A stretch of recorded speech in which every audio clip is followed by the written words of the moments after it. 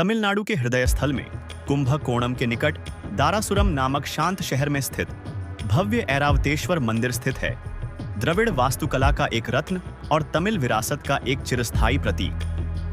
12वीं शताब्दी ईस्वी में राजराजा चोल द्वितीय द्वारा निर्मित यह मंदिर केवल एक पूजा स्थल ही नहीं बल्कि ग्रेनाइट पर उकेरी गई एक कहानी है, देवताओं, राजाओं, हाथियों, भक्ति और दिव्य रहस्य की।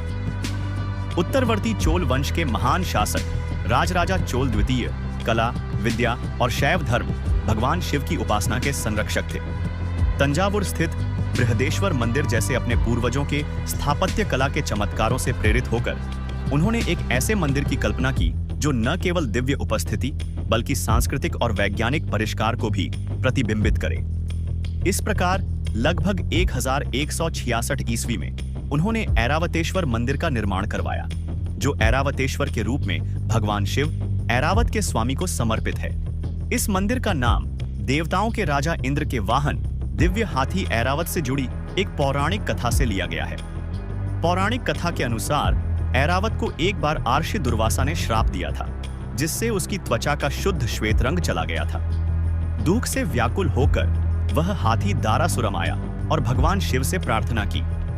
उसकी भक्ति से प्रसन्न होकर शिव ने उसे उसका पूर्व वैभव पुनः प्रदान किया। इसलिए इस मंदिर का नाम ऐरावतेश्वर पड़ा और यह एक ऐसा स्थान बन गया जहां दिव्य प्राणी भी मोक्ष की कामना करते थे। इस मंदिर में एक पवित्र कुंड है जिसे यमतीर्थ के नाम से जाना जाता है, जिसका नाम मृत्यु के देवता यम के नाम पर रखा गया है। एक अन्य कथा के अनुसार यम को भी अपने शरीर पर जलन का श्राप मिला था और उन्होंने यहीं से राहत पाई थी। शिव ने उन्हें कुंड में स्नान करने और मंदिर में पूजा करने की सलाह दी। चमत्कारिक रूप से दर्द गायब हो गया और तब से यहाँ के जल में आरोग्यवर्धक गुण माने जाते हैं। ऐरावतेश्वर मंदिर यूनेस्को विश्व धरोहर स्थलों में से एक है, जो महान जीवित चोल मंदिरों का हिस्सा है। बृहदेश्वर मंदिर से छोटा होने के बावजूद यह अपनी भव्यता में कम भव्य नहीं है।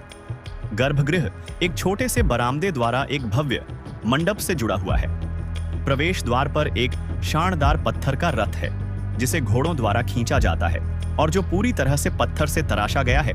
दक्षिण भारतीय मंदिरों में यह एक दुर्लभ विशेषता है, जहां हम्पी में पत्थर के रथ अक्सर देखे जाते हैं। मंडप की ओर जाने वाली सीढ़ियां संगीतमय हैं। जब उन पर प्रहार किया जाता है तो वे सप्त स्वरों यानी कि 7 संगीतमय स्वर के विभिन्न स्वर उत्पन्न करती हैं।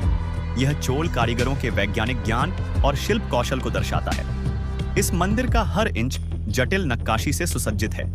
स्तंभ, दीवारें और छतें रामायण, महाभारत, शिव पुराण और यहाँ तक कि स्थानीय किंवदंतियों की कहानियों को दर्शाती है। कुछ उल्लेखनीय मूर्तियों में शामिल हैं भगवान शिव त्रिपुरंतक के रूप में 3 नगरों के विध्वंसक, शिव गजसुर संहार के रूप में हाथी रूप में राक्षस का वध करते हुए, 63 नयनमार महान शैव संतों के चित्रण, अर्धनारीश्वर शिव और पार्वती के उभयलिंगी रूप की सुंदर और दुर्लभ मूर्ति। यह मंदिर न केवल पूजा का केंद्र था बल्कि कला, संगीत और नृत्य का भी केंद्र था। चोलों ने देवदासियों, मंदिर नर्तकियों को यहाँ नृत्य करने के लिए प्रोत्साहित किया और शिलालेखों में संगीत और विद्याध्ययन के लिए भूमिदान का उल्लेख मिलता है। चोल साम्राज्य के पतन और अन्य राजवंशों के उदय के साथ मंदिर का महत्व कम हो गया। सदियों से इसके कुछ हिस्से अनुपयोगी हो गए, लेकिन इसकी आत्मा बची रही।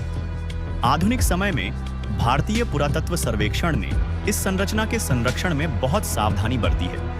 यह एक पूजा स्थल और एक ऐतिहासिक स्मारक के रूप में सक्रिय है। ऐरावतेश्वर मंदिर पत्थरों का एक चमत्कार मात्र नहीं है, यह पत्थरों में रची एक सिम्फनी है जो कुशल हाथों द्वारा रची गई है, दिव्य प्रेरणा से प्रेरित है और अनादिकाल की कहानियों को प्रतिध्वनित करती है। हर नक्काशी एक छंद है, हर स्तंभ एक छंद है और हर कदम चोल सभ्यता द्वारा अपने आराध्य भगवान शिव के लिए गाए गए शाश्वत भजन का एक स्वर है। आज भी जब मंदिर की घंटियां सुनहरे तमिल सूर्य के नीचे बजती हैं, तो ऐसा लगता है मानो ऐरावत स्वयं पत्थर के स्तंभों के बीच भक्ति, किंवदंती और अनंत कृपा में विचरण कर रहे हों।